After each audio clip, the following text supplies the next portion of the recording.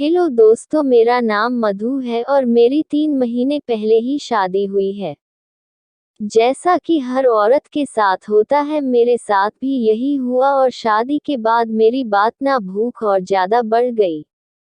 मेरा पति कोशिश तो बहुत करता है, लेकिन वह मुझे वह खुशी नहीं दे पाता जिस खुशी की मेरी अंतर्वासना मांग कर रही है। इसी कारणवश मैं खुश नहीं रहती थी और परेशान रहती थी, क्योंकि मेरी काम वासना शांत नहीं हो पा रही थी। एक रात ऐसे ही मैं और मेरा पति रोमांस कर रहे थे। शुरुआत में तो सब कुछ बहुत अच्छा लगता है और सब कुछ करने में बहुत मजा आता है, लेकिन जब रेलाई की बारी आती है तो बस मजा मेरे पति को ही आ रहा होता है और मुझे कुछ भी महसूस नहीं होता। उस रात भी कुछ ऐसा ही हो रहा था और मुझे बिल्कुल भी मजा नहीं आ रहा था। तो मैं बहुत ही ज्यादा गुस्सा हो गई और अपने पति के ऊपर भड़क पड़ी।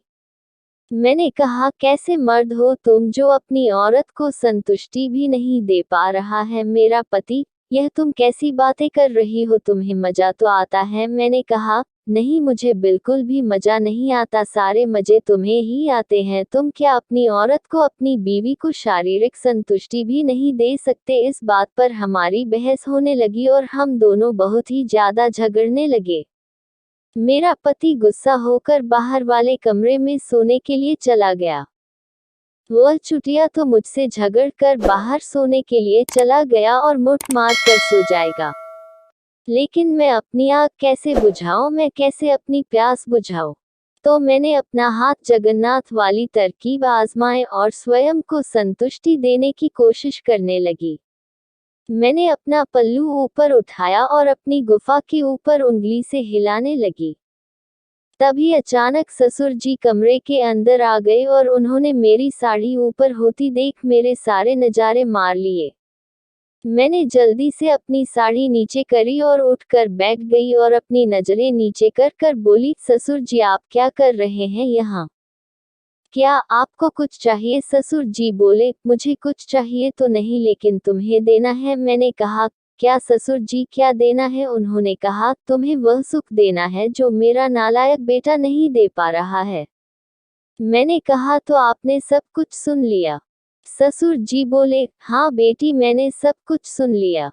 मैंने कहा, लेकिन हम यह कैसे कर सकते हैं, यह गलत है। ससुर जी बोले, काम वासना के अंदर कुछ भी सही और गलत नहीं होता, यह बस एक आनंद है। और उन्होंने अपनी धोती नीचे कर अपना बड़ा मजबूत काला घोड़ा दिखाया। उनका घोड़ा मेरे पति से दोगुना मोटा और लंबा था, जिसे देखकर मैं गर्म हो गई। फिर ससुर जी मेरे पास आकर बैठ गए और उन्होंने अपनी मोटी उंगली मेरी चूत में घुसा दी। सिर्फ उनकी उंगली ही घुसने से मेरी चूत पूरी गीली हो गई और मुझे वासना का मजा आने लगा। फिर इसके बाद ससुर जी ने मेरी साड़ी खोल दी और मेरी दोनों टांगों को अपने कंधे पर रखा और अपना मोटा घोड़ा धीरे धीरे मेरी कशी गुफा में घुसाने लगे। उनका घोड़ा जब धीरे धीरे मेरी कशी गुफा में घुस रहा था तो मुझे बहुत ही ज्यादा मजा आ रहा था और मेरी गुफा पूरी गीली हो चुकी थी। ससुर जी ने अपना पूरा का पूरा मोटा लंबा 7 इंची का घोड़ा मेरी गुफा में घुसा दिया और फिर वह मेरी गुफा की जबरदस्त तरीके से रेलाई करने लगे।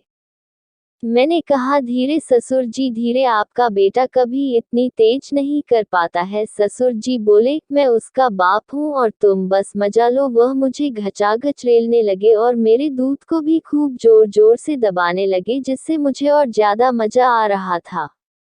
मैंने कहा, हाँ ससुर जी, मुझे मजा आ रहा है, मुझे आपकी रेलाई से बहुत मजा आ रहा है, ऐसे ही करो। और ससुर जी ने थप्पड़ थप्पड़ मेरी रेलाई करना चालू कर दिया। वह मुझे बहुत ही जोर जोर से ले रहे थे। ससुर जी की रेलाई से मेरा बार बार मत निकल रहा था और मुझे बहुत ही ज्यादा काम वासना का आनंद मिल रहा था। उस दिन मेरी वासना की आग ससुर जी बहुत ही बढ़िया तरीके से बुझा रहे थे। फिर कुछ ही देर में मुझे चरम सुख की प्राप्ति होने वाली थी और ससुर जी का भी झड़ने वाला था। माना कि यह बहुत ही जल्दी हो रहा था, लेकिन मुझे इतने से में ही 3-4 बार चरम सुख मिल चुका था। ससुर जी के मोटे लंबे 7 इंची के घोड़ा ने मेरा मूड निकाल दिया था और मेरी बहुत ही जबरदस्त कमर तोड़ रेलाई करी थी। जैसे ही ससुर जी का झड़ने वाला था उन्होंने अपना सारा माल मेरी गुफा में झाड़ दिया। उनका मोटा गाना बीज मेरी चूत में जा रहा था जिसे मैं महसूस कर पा रही थी। ससुर जी ने मेरे अंदर अपना बीज डाल दिया लेकिन मुझे इससे फर्क नहीं पड़ा क्योंकि खून तो एक ही है, चाहे बच्चा किसी का भी हो, बाप का या दादा का। उस रात ससुर जी के मलाई ने मेरी आग बुझा दी और मुझे असली वासना का सुख प्राप्त हुआ।